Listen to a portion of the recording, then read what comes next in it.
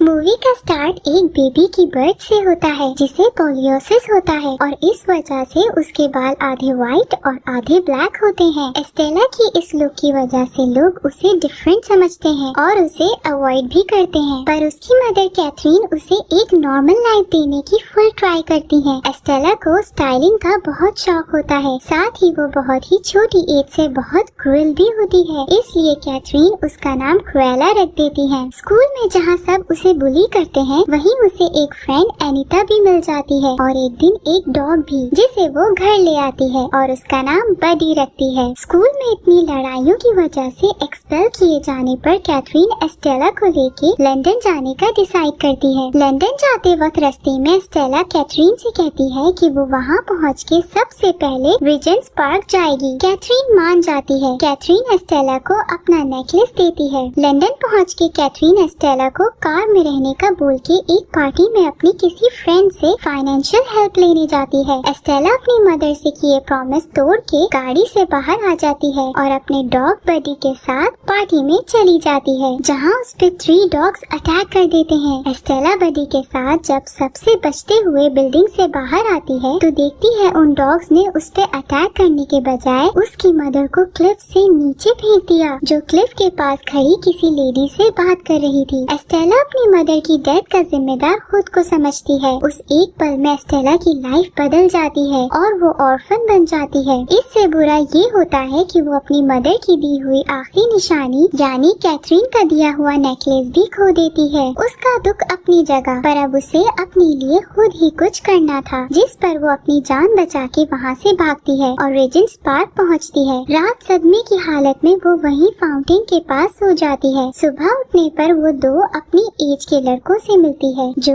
उसकी तरह ऑर्फन हैं और लिविंग के लिए छोटी मोटी चोरियां करते हैं। एस्टेला होरेस और जैस्पर के साथ पुलिस से बचते हुए उनके घर पहुंचती है, जो कि उन्होंने एक खाली बिल्डिंग में बनाया होता है। एस्टेला को अकेला देख वो उसे अपने साथ रख लेते हैं। एस्टेला अपना हेयर कलर चेंज करके इनके साथ लिविंग के लिए चोरियां करती बड़ी हो जाती है, पर अभी भी उसकी लाइफ का मेन गोल फैशन डिजाइनर बनना है, जिसे वो किसी न किसी तरह उधर अपने घर में ही क्लोथ्स डिजाइन करते हुए जिंदा रखती है। ये देखते हुए जैस्पर और होरेस उसे उसकी बर्थडे पे गिफ्ट के तौर पे लिबर्टी डिपार्टमेंट स्टोर में क्लीनिंग की जॉब दिलवा देते हैं, इस उम्मीद के साथ कि शायद वो वहाँ के ओनर्स को खुश करके अपना प्रमोशन करवा लेगी। एस्टेला इस अपॉर्चुनिटी को गंवाना नहीं चाहती है, इसलिए जॉब पे जाना शुरू हो जाती है। वो वहाँ के ओनर को कन्विंस करने की हर ट्राई करती है, पर वो इतना रूड होता है कि एस्टेला से सिवाय क्लीनिंग के कुछ नहीं करवाता है। एक दिन तंग आके नशे की हालत में एस्टेला रात को स्टोर बंद होने के बाद स्टोर का मेन स्टेच्यू अपने टेस्ट के हिसाब से रीडिजाइन कर देती है। सुबह होने पर उसका बॉस ये सब देख बहुत गुस्से में आ जाता है और उसे पुलिस के हवाले करने ही वाला होता है कि वहाँ सबसे फेमस डिजाइनर बैरोनेस आ जाती है, जो एस्टेला के लिए एक इंस्पिरेशन भी होती है। लिबर्टी स्टोर में एस्टेला को कोई नहीं पूछता, पर बैरोनेस उसके काम से बहुत खुश होती है और उसे अपने पास जॉब पे रख लेती है। एस्टेला को उसके बुटीक में पहुंच के ऐसा लगता है कि उसकी जिंदगी का मकसद पूरा हो गया है। बैरोनेस एक सेल्फ ऑब्सेस्ड वुमन है जो अपने से ऊपर किसी को नहीं समझती है और जीतने के लिए कुछ भी कर सकती है। शुरू में तो बैरोनेस एस्टेला को टफ टाइम देती है, पर एस्टेला के लिए तो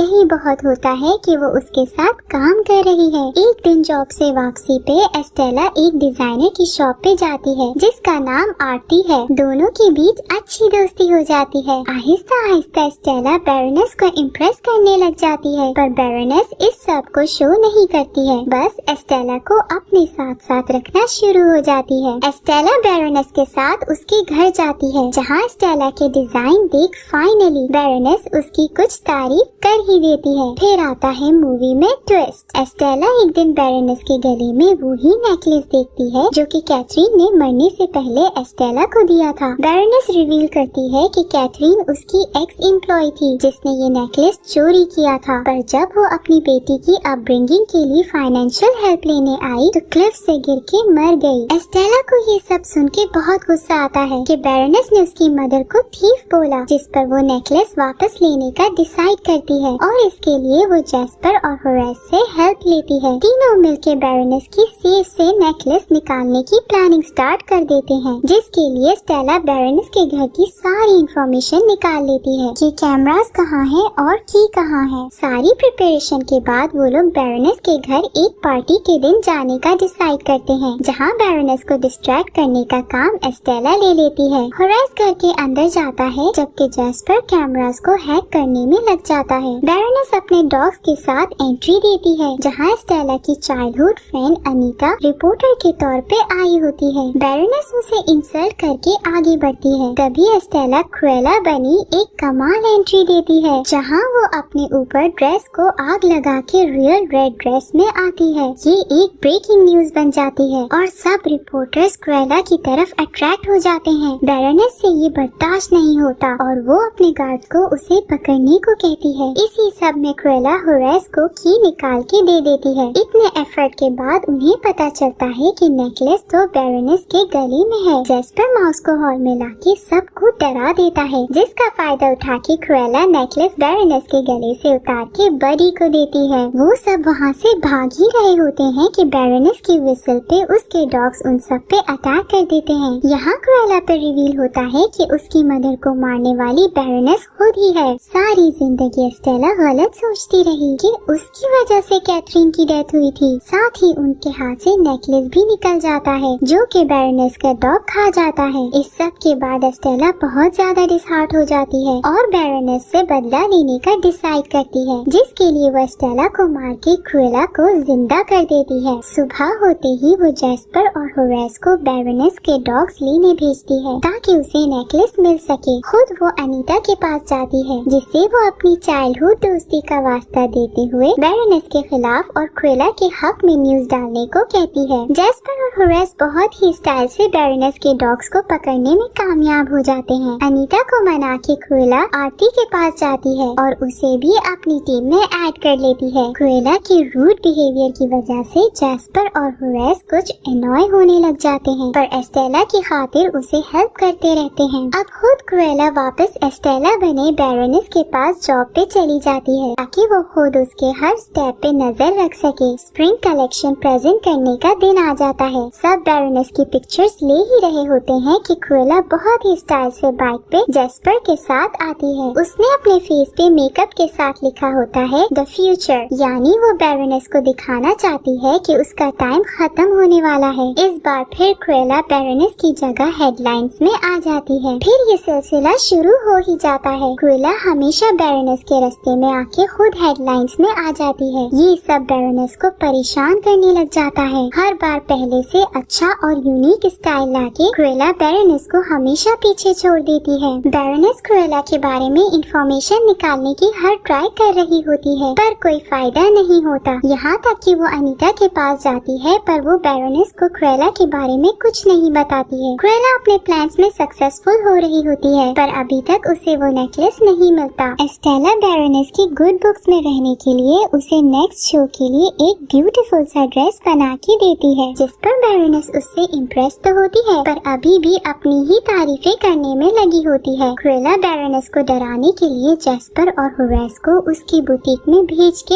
ऐसे शो करवाती है कि कोई वहाँ उसका शो स्टॉपर ड्रेस चोरी करने आया था। इस सब से परेशान होकर बैरोनेस अपने शो के सब ड्रेसेस को एक स्पेशल वॉल्ट में डलवा देती है, जिसे स्टेला नीडल के साथ कुछ कर देती है। रात स्टेला डिसाइड करती है कि वो अपना शो स्टॉपर ड्रेस बैरोनेस के डॉग्स की स्किन से बनाएगी। शो का डे आ जाता है और बैरोनेस जब अपना वॉल्ट खोल के ड्रेसेस लेने जाती है तो देखती है कि वो ओपन ही नहीं हो रहा है। बहुत एफर्ट के बाद जब वॉल्ट फाइनली खुल ही जाता है तो अंदर जो होता है वो बैरोनेस को शॉक में डाल देता है। एस्टेला ने ड्रेस के ऊपर जो बीड्स लगाए थे वो असल में बीड्स नहीं बल्कि कैटरपिलर थे, जो अब बटरफ्लाई की फॉर्म में आके सब ड्रेस को स्पॉइल कर चुके हैं। बटरफ्लाई से बचते जब मीडिया के लोग बैरोनेस के घर से बाहर जाते हैं तो देखते हैं वहाँ क्रुएला ने अपना शो स्टार्ट कर दिया है। वो एक बहुत ही मेस्मराइजिंग शो होता है। जब क्रुएला एंट्री देती है तो बैरोनेस ये देख के बहुत गुस्से में आ जाती है कि उसने अपना ड्रेस उसके डॉग्स की स्किन से बनाया है। साथ ही उसे कहीं न कहीं शक भी हो जाता है कि एस्टेला ही क्रुएला है। एक कमाल शो करने के बाद पुलिस के आने पर वो सब वहाँ से भाग निकलते हैं। क्रुएला सेलिब्रेशन के लिए फूड लेने चली जाती है। घर आने पर वो देखती है कि बैरोनेस वहाँ पहले ही पहुँच चुकी है और उसके फ्रेंड्स को टाई अप भी किया हुआ है। साथ ही हम ये भी देखते हैं कि बैरोनेस के डॉग जिंदा हैं। क्रुएला ने उनकी स्किन यूज नहीं की है। क्रुएला वहाँ बैरोनेस को बताती है कि वो ये सब अपनी मदर की डेथ का बदला लेने के लिए कर रही है। बैरोनेस जैस्पर और होरेस को क्रुएला की डेथ का जिम्मेदार बनाते हुए जेल में डलवा देती है, जबकि क्रुएला को वहीं उसके घर में आग लगा के चली जाती है।